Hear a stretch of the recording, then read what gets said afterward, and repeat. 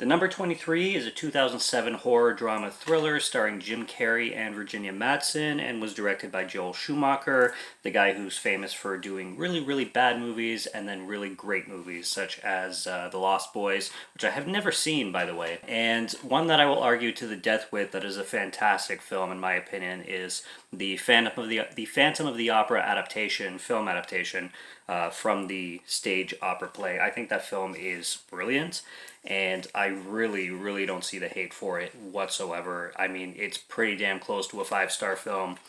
If it's not a 5-star film, it's a perfect adaptation of what the opera is, basically, in film format. So I love that film. This one is, there's a lot to say about it. When this came out, I mean, the jokes were just going all over the place with Jim Carrey doing a serious role because this was one of his first serious roles. I mean, he had already done the, not the Truman Show, but the Majestic. He did that one, and he did a couple serious things here and there, but this one was his, like, really deep, dark, seedy role kind of thing. Just the trailer and the entire way that this film was marketed was really corny and cheesy, and I don't blame the jokes coming around, like the whole like let's make a number scary kind of thing. But it is what it is. Basically, what we have going on here is we have this guy played by Jim Carrey who works in animal control, essentially, and he comes across this book, and he's basically at this used bookstore with his wife, played by Virginia Madsen. Her name is Agatha, and his name is Walter.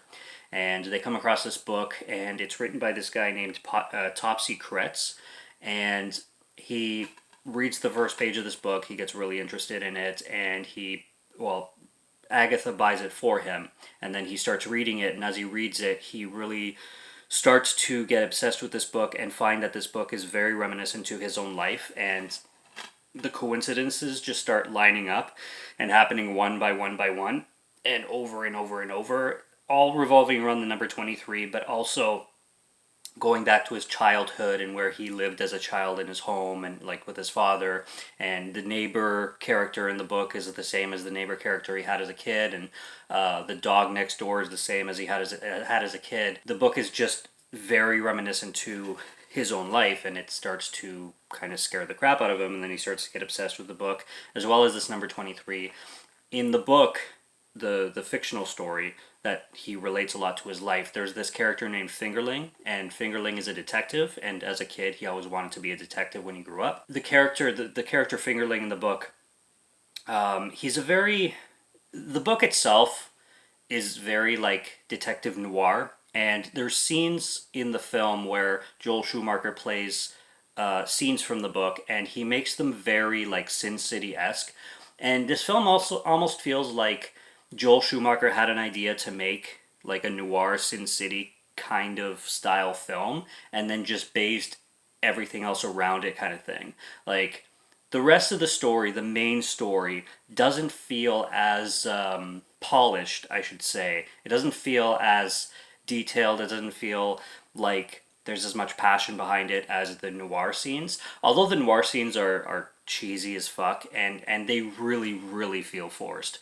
I mean, Jim Carrey does a good job in them for what he was directed to do, but good God, those noir scenes feel so forced and so out of nowhere and very different than the tone of the rest of the film that, like I said, I think Joel Schumacher wanted to do something like that but didn't know how to make a full-length film of it, so he just decided to pack this other number 23 story around the noir stuff. But it's really corny. I mean, you got like Jim Carrey playing a saxophone, and like it's all like rainy, and he's in this like seedy apartment building, and then there's one scene where there's this girl named the Suicide Blonde, and she almost looks like an anime character kind of thing. She has like bleach blonde hair. She has a noose around her neck, and he walks in and he's all like badass tough guy. He's like, it's my birthday today. If you hung yourself, it'd be the worst one yet. He's just being all like noir and like being all like cool detective, like dark, mysterious guy. Really, really corny stuff.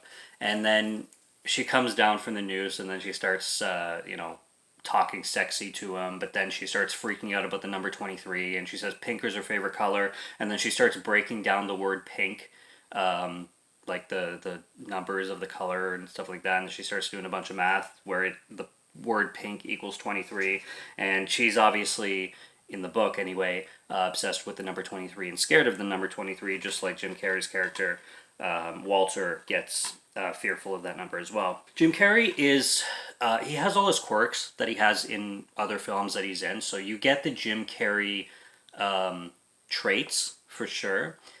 He's playing a serious character hands down, but there's moments where his humor will come out too. Like there's this closer to the opening. There's a scene in the Chinese restaurant where the Chinese restaurant owner wants this. There's this rabid dog, kind of like this abandoned dog, always in the property kind of thing, and he calls Jim Carrey in to take care of the dog, and Jim Carrey comes in, and the Chinese owner is speaking in Chinese to Jim Carrey, and he's just going on about this dog in Chinese, and Jim Carrey's not understanding any of it, and he's just like, yeah, sure, sounds delicious, can I get that to go?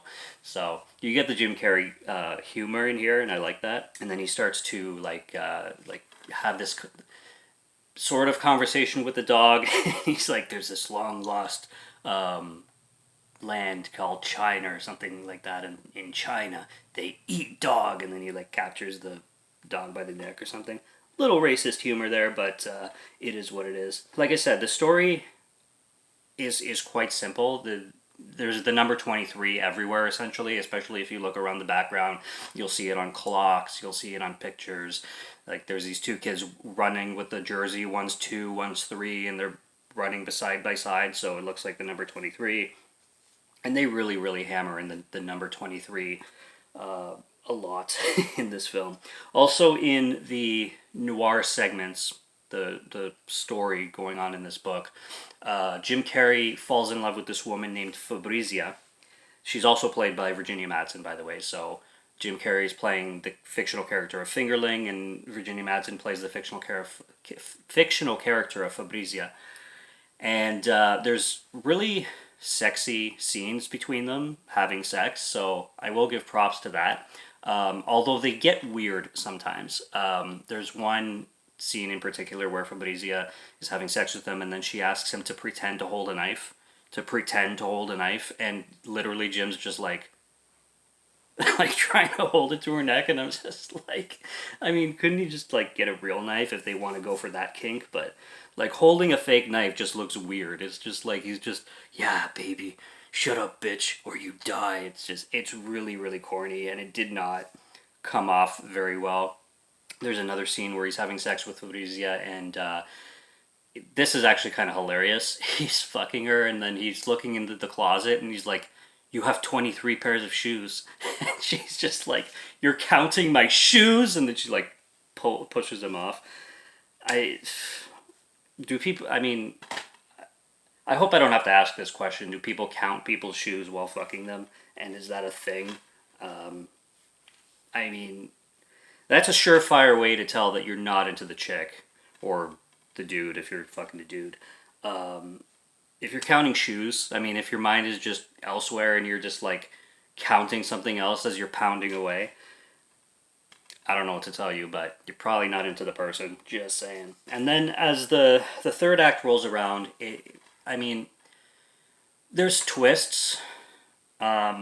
He goes to visit this guy in prison who apparently is in prison for a crime he didn't commit, and his name is Topsy Kretz, and Jim Carrey's character Walter is like trying to figure out if this guy wrote the book, and he's basically hunting down for the author like crazy, because the author, as I said, is writing so many similarities to Walter's own life, as well as obsessed with this number 23, which is getting Walter obsessed with the number 23. And he goes to visit this guy in jail, and then he runs into this other guy at a post office, and then he thinks he's the author, and then the guy at the post office, this older guy, runs off, and then he like trips and falls on the floor, and he takes this like box cutter or this like letter mail opener kind of thing, and he just slits his throat.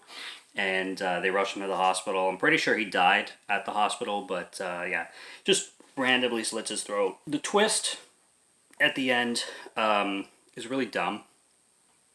It turns out, basically, obviously this is a spoiler review because this film's been out forever.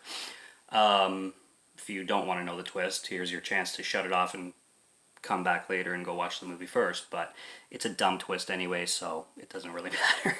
It turns out that Walter, of course, wrote the book himself. He fell in love with this woman in college. I forget her name, but the woman who was Fabrizia in the book is basically written as the woman he fell in love with.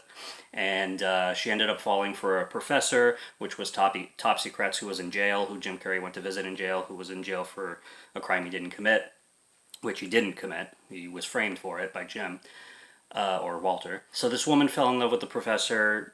Walter finds her having sex with the professor in the forest, and then he goes to confront her at the apartment. She starts to be really nasty to him, saying she never loved him, blah, blah, blah. What women who are pissed off generally do, saying like, you're pathetic, who could ever love you, blah, blah, blah, you're just like your father. Just really, really like putting salt on the wounds.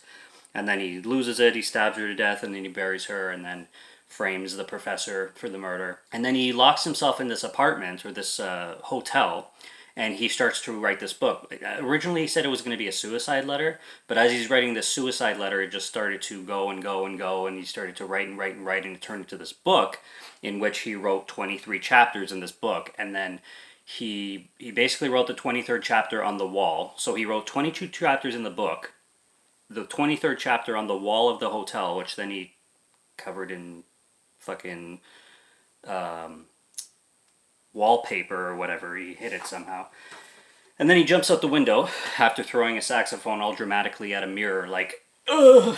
And then he jumps out the window, and he falls, and he has like his hands like sprawled on his back, and then you see his like fingers twitch, and then you see him at some kind of mental hospital. He has his head all bandaged, so he survived the fall, but he has amnesia. So he completely forgets everything that he wrote. He forgets writing the book.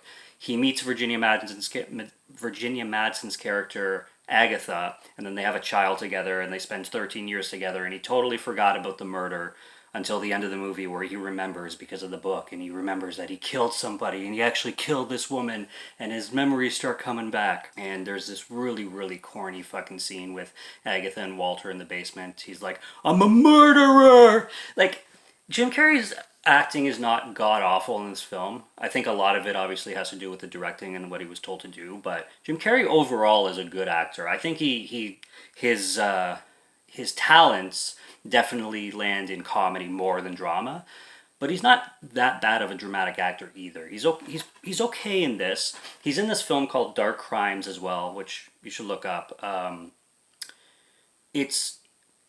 There's only one pet peeve with Dark Crimes that I have, is the fact that it takes place in Poland, but everybody speaks English. I hate when films do that, and people wouldn't be speaking English, but they do anyway, and it's like everything's in Poland and everybody's Polish, but everybody's speaking English. It's weird. It drives me nuts. But the film itself tanked with critics. I'm pretty sure it's still sitting at a 0% on Rotten Tomatoes. But I thought it was fine. It's a very dark film. The title is fitting, Dark Crimes. And Jim Carrey does really good in that film for a dramatic role, even better than this. So he can do drama. He can do dark stuff. He can do, those kinds of roles. But in this scene in particular, good God, is it corny as hell. He's like, I'm a murderer. And then Agatha's like, if you're a murderer, well then do it. Do it. Kill me. Show me that you're a murderer. And he's like, you gotta stay away from me. And then he runs out all dramatically out of the house, and then he goes into the street, and there's this bus coming, and then he just stands there wanting to get hit by the bus, but last minute he just like moves to the side. It's a stupid ending. It really is. And then he turns himself into the cops, which, I mean, that's the moral thing to do, so I can't blame him on that choice, but it's just a really cop-out ending. It's like, you found out you're a murderer, and then you just turn yourself in, and that's the big number 23 twist. Like, where did what significance did number 23 even have? Like, we were scared of this number for the whole film, but it had no payoff, really, because the whole story and the whole twist had something to do with something completely nothing to do with number 23. It was just kind of like a gimmick throughout the film to lead to something that doesn't really have to do with the number 23, but anyways, there's a scene at the beginning of the film too, I forgot to mention, when he comes home with his wife, Walter, and his son is at home. He's making out with a girl, and they're about Walter and Agatha are kissing. They're about to walk through the door, and Walter sees the sun, but Agatha is facing the other way, so she doesn't see. Only Walter sees. So he pulls her up, back out the door, and he closes the door, and he's like, "You know what? We should stay out here. It's a nice night, babe. Let's just spend some time out here. It's so gorgeous out." To let the sun kind of like kick the girl out or get her out the window or something like that, so the mom doesn't notice. So that was a cool dad moment. I really liked that. I really laughed at that. Jim Carrey's character was a cool dad in that moment. I dug that. There's this random character that comes up, Laura Tollins. She died on her 23rd birthday. I don't know if I missed something, but I didn't really get the relevance for her very much. Not that I even really cared at that point. Oh yeah, there's a scene at a Christmas party at the beginning. The film opens up at Christmas, and Jim Carrey's at a Christmas party. And this woman is just totally coming onto him, even though he's married and he's a very faithful man, so he's not going to cheat on his wife. But this coworker, whoever she is totally coming onto him and wanting to take him to the woman's bathroom. Except on the woman's bathroom, they put a sign saying "bitches," so it's the bitches' bathroom. And he says to the woman, he's not going inside because he doesn't want to cheat. And he's like, "You know, I wouldn't touch you if you were the last bitch on earth." And it's just it was I love that line delivery. It was really funny. But that's really it. I think I got all my notes. I didn't take a whole ton because like I said, the premise is quite simple. The execution and payoff are definitely subpar, to say the least. And yeah, Joel Schumacher has definitely better films. Jim Carrey has way better films, even though, like I said, he didn't do terrible in this, and it's interesting to see him in a role that's not atypical of him. But yeah, number 23, I also watched the unrated version. Don't ask me what the difference is between the rated version because I don't remember seeing it and I don't recognize any differences. But it is what it is. That's number 23. Make up your own mind if you want to watch this trash. Subscribe to Morgan Film Fan if you like to listen to my voice or if you like my film reviews. I'll be back with more soon, so stay tuned for those. Check out what's on the channel already. Stay tuned for what's coming. Until next review, have a good one. Take care and cheers.